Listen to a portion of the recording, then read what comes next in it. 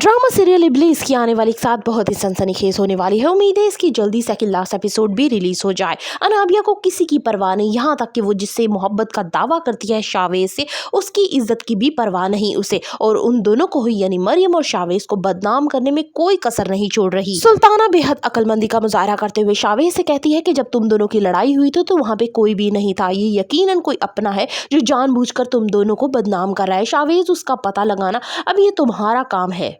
अनाबिया की माँ कहती है कि अनाबिया हर उस चीज को छीनना अपना हक समझती है जिसे वो पसंद कर ले।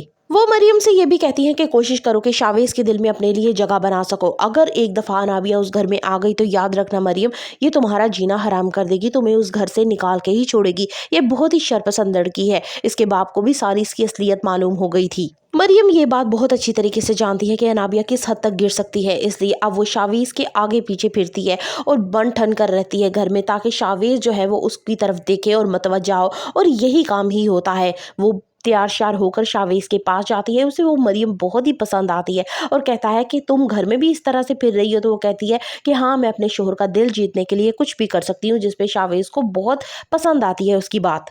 अनाबिया वैसे कहती है कि जिस शक की वजह से तुमने मरियम को तलाक दी, देखो मरियम ने शावेज के साथ शादी कर ली, यानी मेरा कहना बिल्कुल ठीक था, दोनों में अफेयर था।